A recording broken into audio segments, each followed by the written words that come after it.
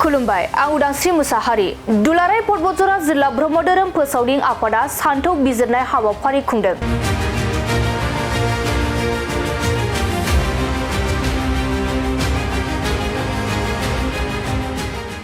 नंगौ कक्राझार जिल्ला पर्बतजरा महकुमानि सिङाव थानाय टिपकाय बर' थुनलाइ मावख'आव 13 आरो 14 सेप्तेम्बर खालार खालि साननैनि हाबाफारिजों सानथौ बिजिरनाय हाबाफारि खुंदों दुलाराय पर्बतजरा जिल्ला ब्रह्म धोरोम फोसावदिं आफादा।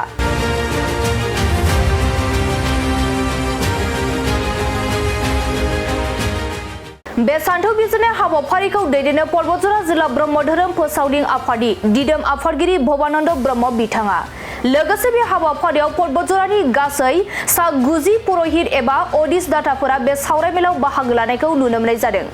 मख'नो गोनांदि गासै पुरहित एबा अडिस दाताफोरनि जयग होनाय समाव मख'नाय सोदोब एबा मोन्थोर बुंनाया मा ओंथि फोरमायो बेखौ लानानै रोखा रोखायै फोरमायनायखौबो बे समाव नुनो मोननाय जादों।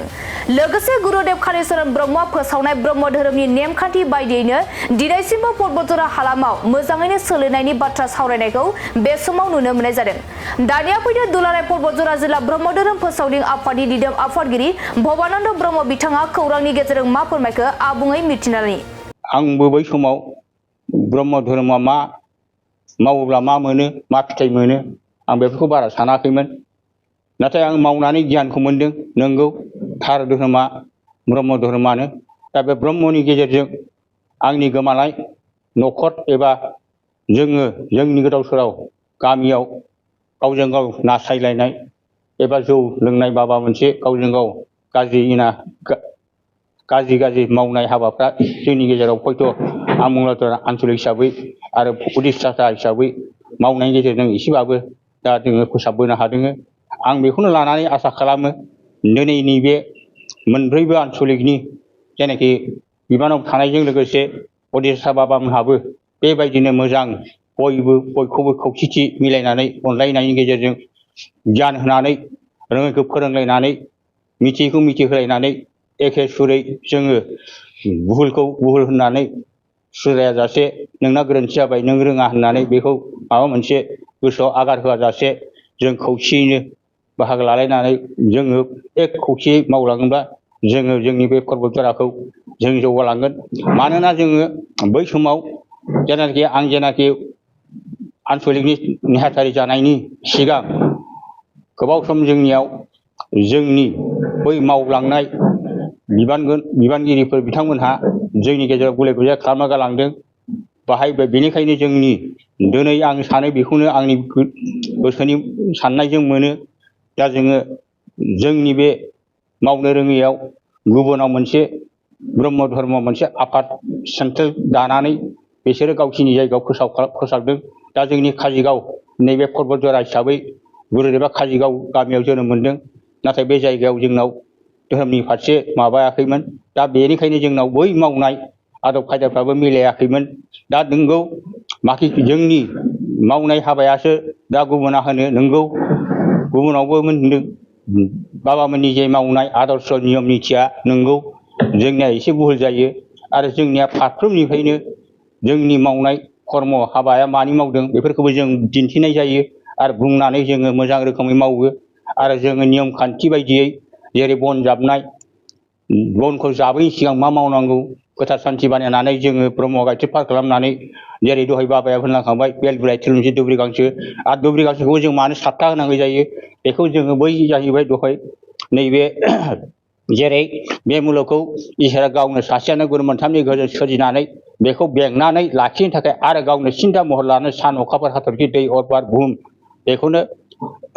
लानानै जों बेखौ तत्वनि गेजेरजों बेखौनो होनो सप्त बिरोधि बे सप्त बिरोधिनि तत्वनि गेजेरजों बेखौ बानायनानै जों फोथारनानै बे मावनांगौ हाबाखौ फारि फारि जों मावलांनाय जायो।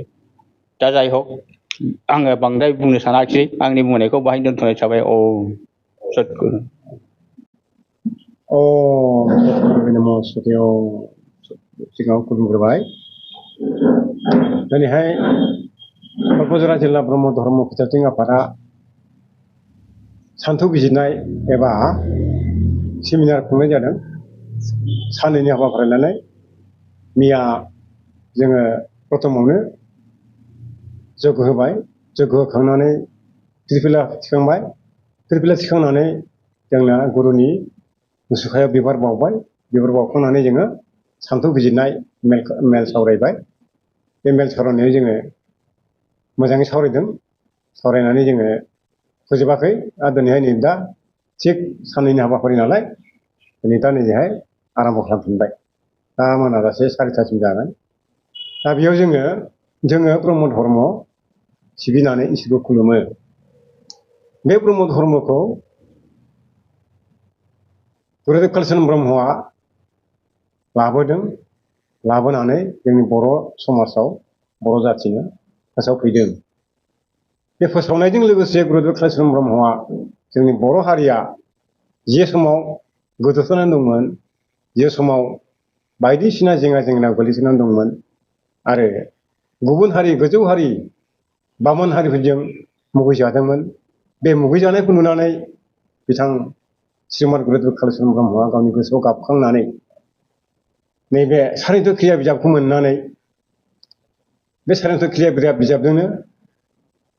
श्रीमद परमहंस शिबनारायण स्वामिनाव कलकातायाव थांनानै सारित क्रियानि गासै तत्त्वफोरखौ एबा ब्रह्म धर्मनि गासै तत्त्वफोरखौ सोलोंनानै लानानै मोनथिनानै लानानै बर' समाजाव बा बर'फोरनाव 1906 मायथाइयाव फोसावफैदों लानानै फैनाया 1905 मायथाइयाव लानानै फैदों लानानै फैदोंब्लाबो 5 मायथाइयाव बिथाङा ब्रह्म धर्मखौ बर'फोरनो फोसावनो हायाखै नाथाय 6 मायथाइनिफ्राय बिथाङा आरम्भ खालामदों 6 मायथाइयाव कलकातानिफ्राय पुरहित लाबोनानै फणिभूषण चट्ट'पाध्यायखौ लाबोनानै बैनागुरियाव जयग' होफैदों बिनिफ्रायनो बर' समाजाव बर' जाथिनाव माने ब्रह्म धर्मनि जे ओंकार बे ओंकार सोदोबा अख्रांमायाव गोमसारदों बिनिफ्रायनो बर'फ्रा गुरुदेवनि बानि गुरुदेवनि बोसोन आरो गुरुदेवनि होनाय बे सारित क्रियाजोंनो ब्रह्म धर्मखौ फालिनानै सिबिबोगासिनो दङ दा जों बेजोंनो जौगाबोगासिनो दङ दा ब्रह्म धर्मआव गुरुदेव कालिचरन ब्रह्मआ ब्रह्म धर्मजोंल' बर' जाथिखौ फोसाबाखै गुरुदेव कालिचरन ब्रह्मआ बर' समाजखौ सोलोंथाइनिफ्राय जागायजेननानै सोलोंथाइ खान्थि समाजखान्थि धोरोमखान्थि रांखान्थि गासिबावबो फोरोंजोबनानै खोन्थाजोबनानै राजखान्थियावबो बिथाङा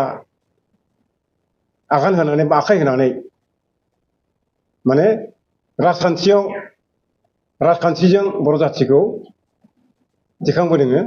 दा बे हिसाबैनो दिनैसिम बे गुरुदेव कालिचरन ब्रह्मनि होनाय बानि